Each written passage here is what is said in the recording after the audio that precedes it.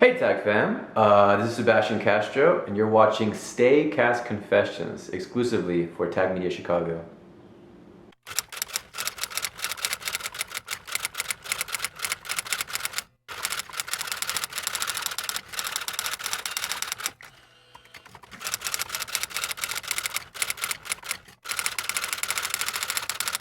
Okay, so I'm just gonna go through these questions fast as I can. Here we go. Number one, how did you land your role on Stay?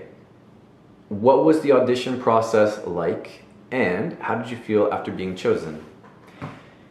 So, I did not audition for Stay from an open casting call or a traditional audition. I was contacted directly by the writers directors, director Dexter and Alan. They created Andre from the ground up. Again, they're not just the directors, they're also the writers and producers and many multi-hyphenates. So they had watched me in different Philippine TV shows and films, and based on that, they thought I was a good fit for Andre, so they asked me to read some dialogue from episode 3, which I did. I actually did opposite Ellis, who eventually plays Joshua. And how did I feel after being accepted or being offered the role? Grateful. Of course, any role that you can be offered in this industry, I'm grateful for. So I'd like to say thank you to Dexter and Alan for sharing Andre with me. I took the best care of him I could.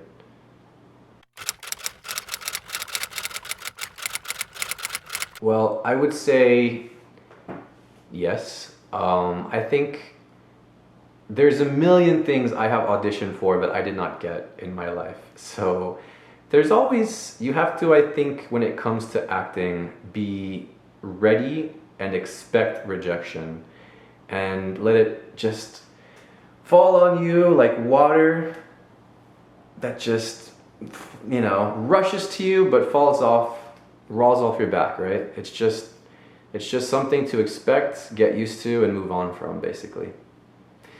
And any advice for other actors that are on the verge of losing hope? Just be ready to go ahead and jump in and out of one audition to the next, learn while you do, and take it with you for the next one. Actually, I just realized with number 2, there's something else I can answer to that. So,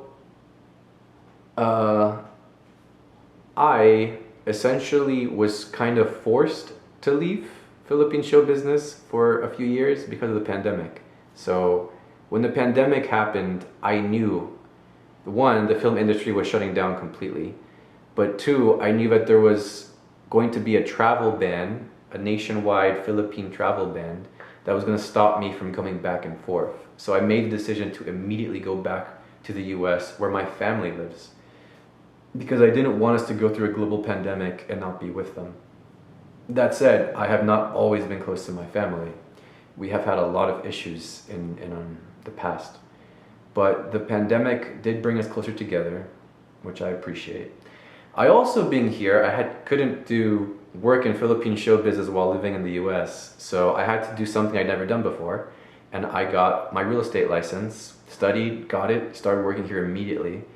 And I have been very happy. I've sold tens of millions in American real estate, which I never thought I would say in my life, like 5 years ago. I have 2 closings this month in June, Pride Month, and this is the same month.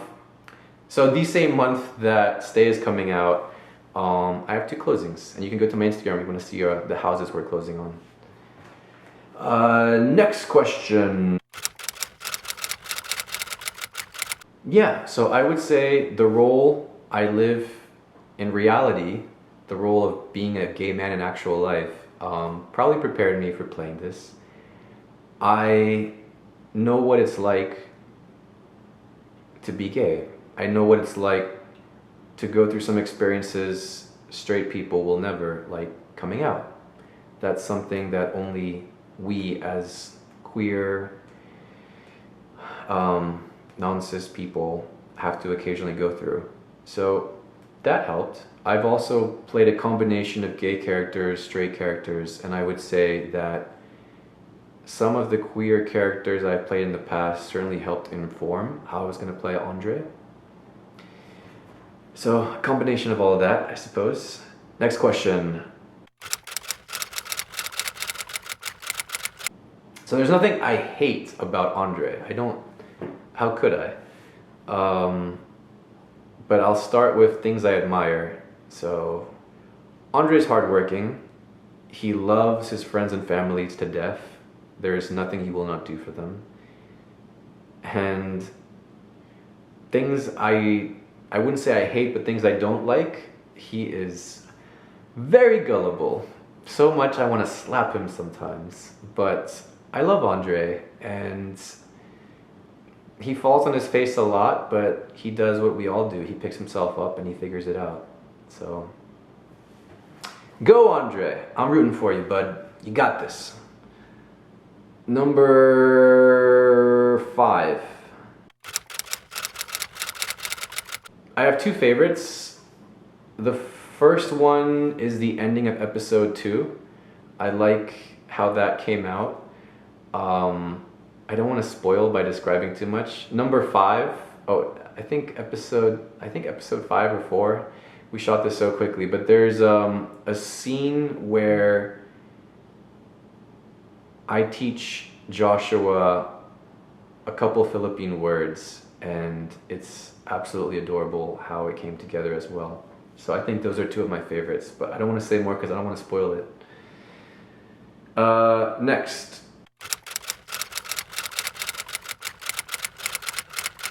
I would just say that, you know, in life, you're gonna fall down on your face, like Andre does. So, being able to pick yourself up, that's what it's about. And that's certainly a takeaway you can get when you watch Andre.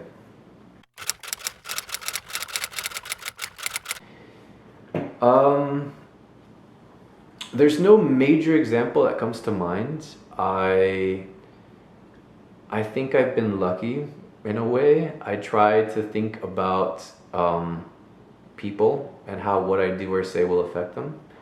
But I will say that as far as like, have I ever been caught doing something I'm not supposed to, coming out is something you're not supposed to do, or you weren't supposed to do in Philippine show business for the longest time.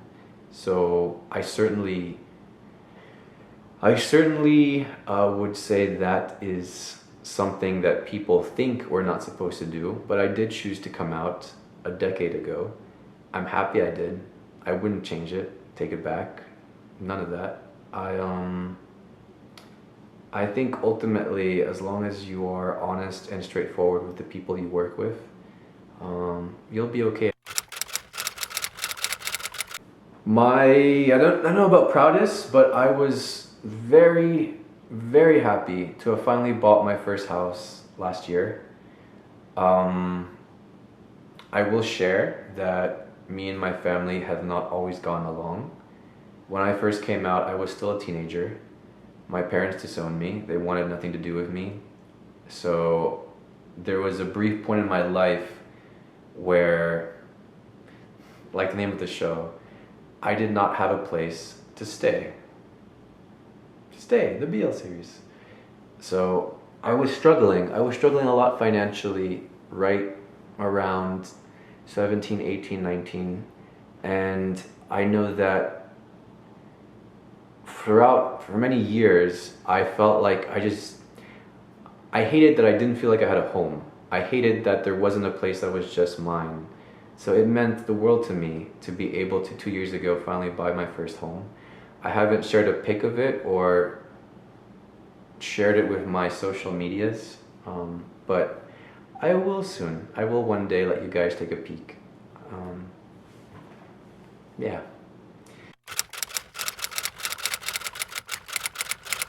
I feel like I have all the main things I want in life, the things that matter. My family has their health. I have a home. I have a dog. I don't have a boyfriend at the moment, which might be news. I haven't yet shared this in an interview, but I was in a relationship for a while up until November of last year. So I have been quietly single for months, for over half a year. And I just didn't think I needed to share that, but yeah. So I wouldn't say that it's something I want but don't have, because I'm in a place in life where I don't think I need someone to be happy. Again, I have a dog.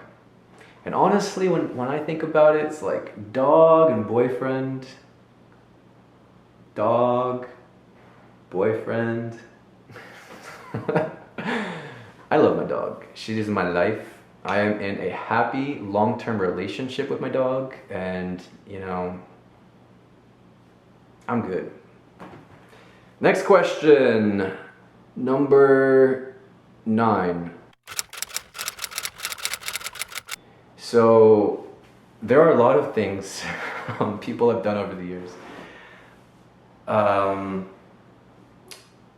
It always makes me laugh when people take random things I have left behind. Like a girl once took an empty bottle of water I drank from and took it home and made a shrine to it and saved it. So, I mean, that makes me laugh.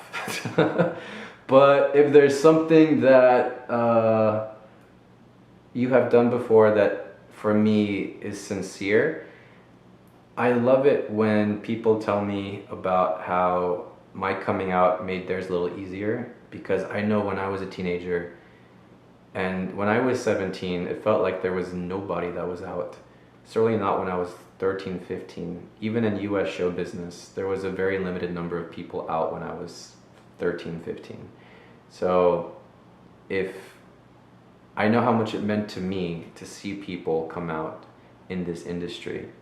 So if I have any of the impact that those people had on me, then I'm always touched by that. Every now and then there's somebody that will write a message to me on social media. There's also been people who have handwritten notes and found ways to hand it to me, or someone stuck one in my jacket one time and I got home and read this adorable letter about how much following me made life a little bit easier for them. So whenever I read something like that, you know, that somehow manages to melt the icicles in my heart. Thank you. Adorable, sincere, and ready. Ready for you to watch it, because Stay, our little adorable BL series, is dropping June 10th with the first episode, or June 11th if you live in Manila or Southeast Asia. And every episode is going to drop every Saturday, Sunday after that for the next 6, because we have a total of 7 episodes in total in our little BL series. Cannot wait for you guys to watch it. It was made with a lot of love, and it is ready for you. Watch Stay, June 10th, June 11th.